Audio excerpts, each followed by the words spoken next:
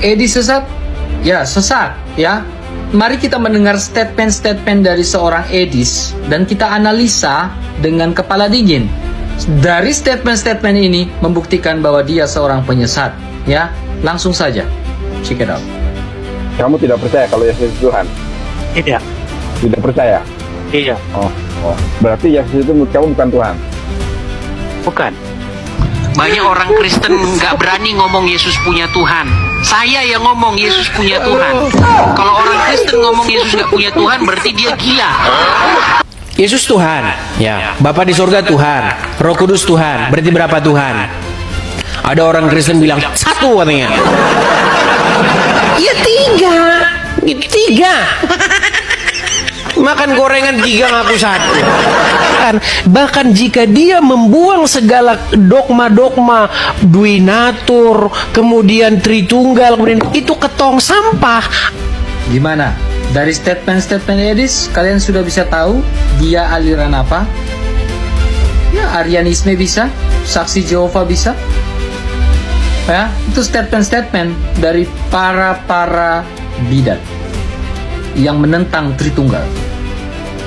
Aku percaya akan Roh Kudus, Gereja Kristus yang kudus, persekutuan para kudus, pengampunan dosa, kebangkitan badan, kehidupan yang kekal.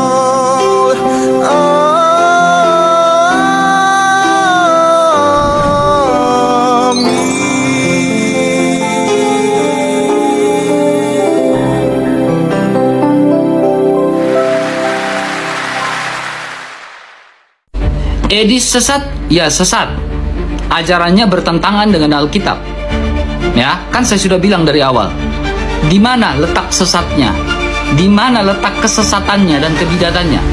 Dalam sebuah diskusi, perdebatan antara Edis TV dan juga dengan Romo Cafe, ya, pada saat itu tadi malam, ya, di mana Romo Cafe menanyakan kepada Edis, apakah Yesus sendiri tidak bersama-sama dengan Bapa? Dia bilang, yes, Yesus sendiri, dengan lantangnya, dengan tegasnya. Ya, lalu ditanya sama Romo Cafe, di mana ayatnya? Dia tidak bisa menjawab, lalu dia kabur, lalu dia turun. Oke, apa kata Alkitab terkait ajaran Edis?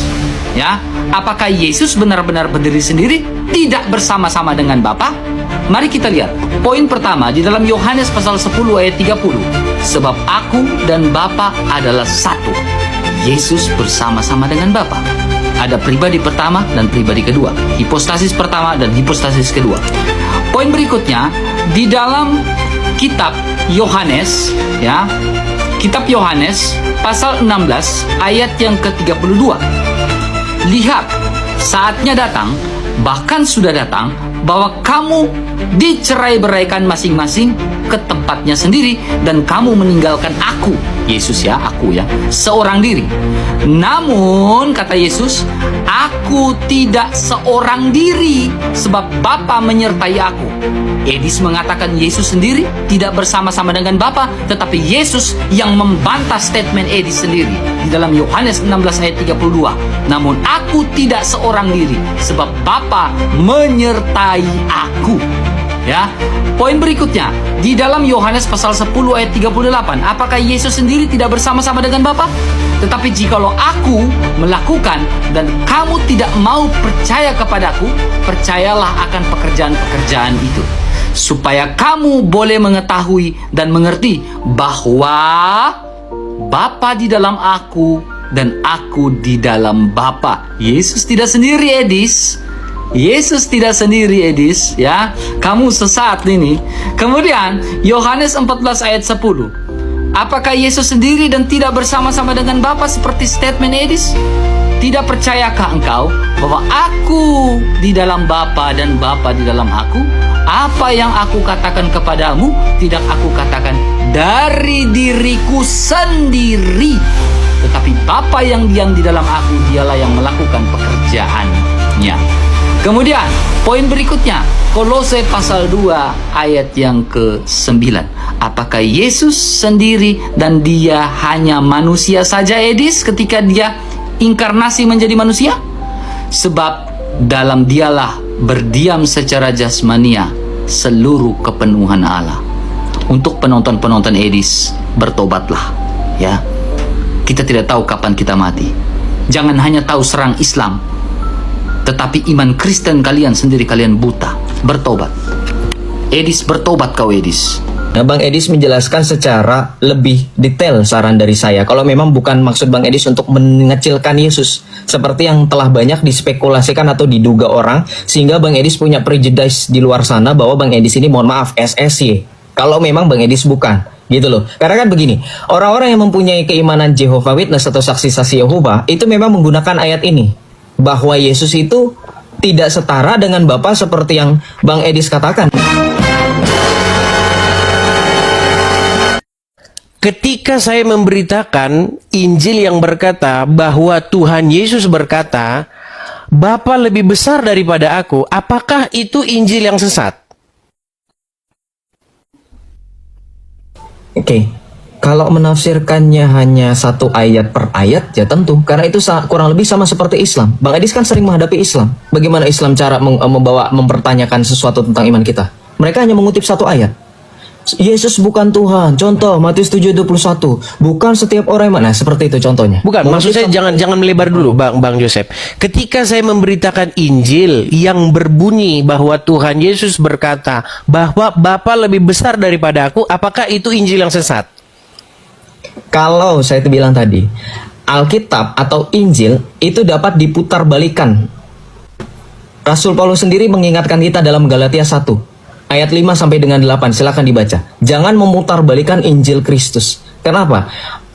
Saya tadi sudah bilang, kalau mencomot satu ayat tanpa melihat konteksnya, mengutip-kutip ayat, apa bedanya dengan Islam yang selama ini selalu comot ayat tanpa melihat konteks? Oke. Berarti ketika saya memberitakan Injil yang mengatakan bahwa Yesus berkata bahwa Bapa lebih besar daripada aku, berarti itu sesat ya? Saya tidak bilang sesat, saya bilang dibaca konteksnya. Ketika Tuhan Yesus mengatakan Bapa lebih besar daripada aku, dalam kemanusiaan dia menunjukkan kerendahan diri, Filipi 2 ayat 6 sampai dengan 11, dan ketaatan. Gitu Bang Edis. Jadi bukan secara hakikat. Hakikat Yesus firman Allah yang menjadi manusia. Yesus itu memiliki sepenuhnya Allah, sepenuhnya manusia. Kalau sesuatu 15 itu ada di dalam Alkitab kan? Duinatur itu bukan suatu bentuk hal yang ruwet kok. Kalau Bang Edis menjelaskannya maunya Injil sederhana, Injil apa adanya itu menuliskan Yesus punya duinatur. Kalau sesuatu baik. Tadi Bang Yosef mengutip ayat-ayat yang membuktikan bahwa Bapa tidak lebih besar daripada Yesus, begitu ya? Maksud Bang Yosef ingin mengatakan begitu? Setara, equal, setara. Oke, berarti lebih tinggi. Berarti kalau kata Yesus Bapa lebih besar daripada aku, Bang Yosef bilang Yesus setara dengan Bapa. Dalam konteks ketika Yesus mengatakan Bapa lebih besar daripada aku, kita Yesus menunjukkan dirinya merendahkan diri dan taat. Oke, berarti benar nggak? Berarti benar nggak bahwa Bapa lebih besar daripada Yesus? Kalau dalam konteks hakikat yang ilahi, Yesus itu setara dengan Bapa, Bang. Bapa setara dengan Yesus, equal, sesuai dengan pengakuan iman rasuli. Maksud saya bukan kita nggak bahas hal yang tadi tuh yang ilahi, apa segala macam. Maksud saya begini, ketika Tuhan Yesus berkata Bapa lebih besar daripada aku, apakah Tuhan Yesus sesat di situ? Ya, kalau beliau mengatakan sendiri dalam konteksnya ketaatan dan kehendaknya untuk mengosongkan diri, nggak sesat. Untuk menunjukkan ketaatan. Oke, nah makanya yang saya tanyakan, ketika saya memberitakan seperti itu, apakah saya sesat? Oke, dalam pemahaman orang banyak, tadi Bang Edis sudah 4 kali saya sekali lagi menjelaskan. Tidak semua orang memahami seperti halnya Bang Edis. Jadi banyak orang yang berspekulasi. Ada baiknya Bang Edis menjelaskan secara lebih detail saran dari saya. Kalau memang bukan maksud Bang Edis untuk mengecilkan Yesus, seperti yang telah banyak dispekulasikan atau diduga orang, sehingga Bang Edis punya prejudice di luar sana bahwa Bang Edis ini, mohon maaf, SSY. Kalau memang Bang Edis bukan. Gitu loh. Karena kan begini, orang-orang yang mempunyai keimanan Jehovah Witness atau saksi-saksi Yehova itu memang menggunakan ayat ini, bahwa Yesus itu tidak setara dengan Bapa seperti yang Bang Edis katakan. Oke, baik. Dengan Bang Eka. Baik, kita naik ke tahap selanjutnya ya. Tadi Bang Yosef mengatakan bahwa bukti bahwa Tuhan Yesus, bahwa Bapa tidak lebih besar daripada Yesus adalah dengan mengatakan bahwa apa yang Bapa punya aku punya, gitu tadi. Bukan? Ayat itu bukan? Ya, Yohanes 16 ayat 15, betul. Apa yang Bapa punya aku punya, gitu ya. Betul. Oke, misal nih, saya seorang bapak, saya punya anak laki-laki. Anak laki-laki saya itu ngomong begini, apa yang bapak saya punya, itu punya saya. Nggak salah dia ngomong gitu. Karena memang apa yang bapak dia punya, ya punya dia. Begitu. Apakah itu membuktikan bahwa anak saya itu lebih sama dengan saya? Sama dalam artian apa? Dalam kedudukan. Dalam kedudukan apa ya? Anak akan mewarisi apa yang dipunyai oleh bapaknya, betul kan? Betul. Tapi kan Bang Yosef kan mengatakan bahwasanya dengan perkataan Tuhan Yesus bahwa segala yang Bapa punya, aku punya. Apakah baru Bang Yosef menyimpulkan satu kesimpulan bahwa itu bukti bahwa Tuhan Yesus sama besarnya dengan Bapa gitu? Betul. Nah, berarti kalau ada seorang anak nih berkata, apa yang bapak saya punya, saya punya. Apakah itu membuktikan bahwa sang anak itu setara dengan bapaknya? Oke, baik. Saya jelaskan ya. Analogi Bang Edis itu tidak bisa disamakan hubungannya dengan relasi Yesus dengan Bapa.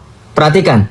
Seorang bapak yang punya harta dengan anak kandungnya yang bilang katanya apa yang bapak saya punya itu milik saya juga, itu berkaitan dengan hak waris. Yang makanya saya tadi bilang itu kan dalam warisan. Kalau dalam kalimat Yesus dalam Yohanes 16 ayat 15, Anda nggak bisa sekonyong-konyong samakan dengan analogi hak waris. Itu berkaitan tentang hakikat. Gitu loh. Manusia itu terpisah. Bapak dengan anak itu terpisah masalahnya. Beda kedudukan. Meskipun sama saling mewarisi. Contoh, saya dengan bapak saya terpisah secara pribadi. Hakikat saya pun berbeda dengan bapak saya. Tetapi saya bisa mewarisi apa yang bapak saya punya. Entah itu berarti kedudukan. Tuhan Yesus dan Bapa tidak terpisah. Tidak terpisah dalam hakikatnya mereka adalah ketika Allah. Tuhan Yesus disalibkan, Bapa juga disalibkan. Nah, Anda jangan menyalahgunakan terpisah itu seolah dengan pribadi. Kan sudah bilang, dapat dibedakan tetapi tidak dapat dipisahkan. Pribadi Yesus dengan pribadi pribadi Yesus dengan pribadi Bapa itu tidak dapat dipisahkan namun dapat dibedakan. Aku percaya akan Roh Kudus, Gereja Kristus yang kudus.